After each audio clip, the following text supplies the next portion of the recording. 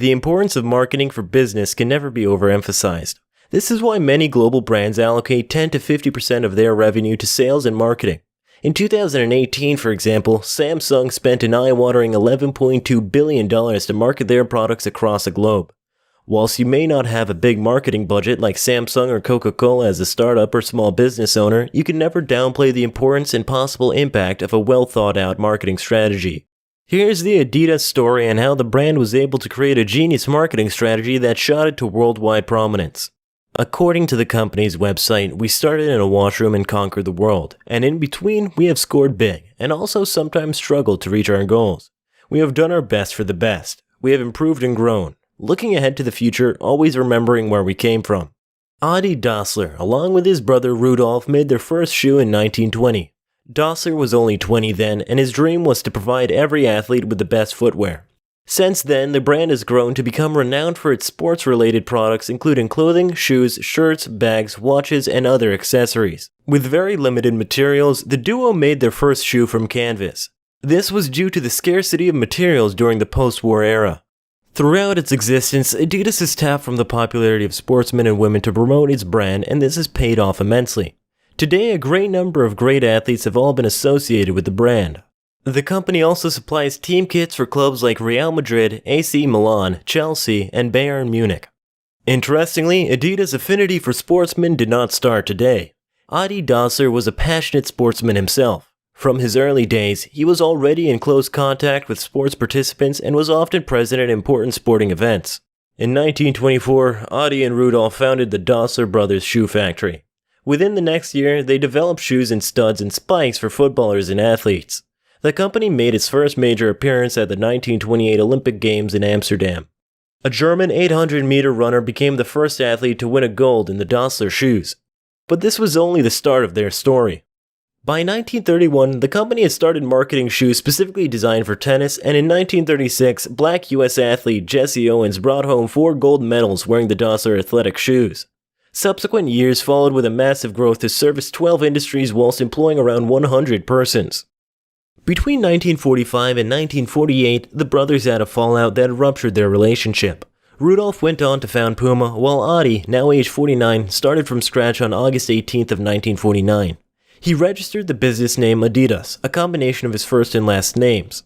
He resumed operations with 47 workers and in the same year registered the soon-to-be-famous and unmistakable 3 stripes.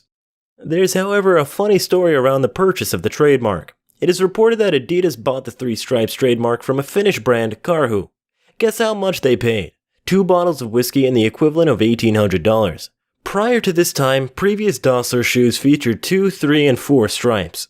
Adidas' first breakthrough, or miracle as the company likes to call it, happened in 1954 in Bern, Switzerland. West Germany's national football team won its first World Cup against the seemingly unbeatable Hungarians. The company's screw-in studs on lightweight football boots gave the Germans the advantage in the heavy rain. The victory did not only bring a trophy to the Germans, but it also shot Adidas to the limelight, making it a household name on football pitches across the globe. Whilst making rapid progress and development in sport, Adi Dassler also moved to specialize and optimize his products. Remember, his vision was to create the best footwear for athletes across the globe. Adi's interaction and use of top sportsmen and women to promote his products was unique. He was the first entrepreneur to use sports promotion to raise public awareness for his products. And this paid off well. He bonded quite well with a number of famous athletes, and many of them considered themselves to be friends of the Dassler family.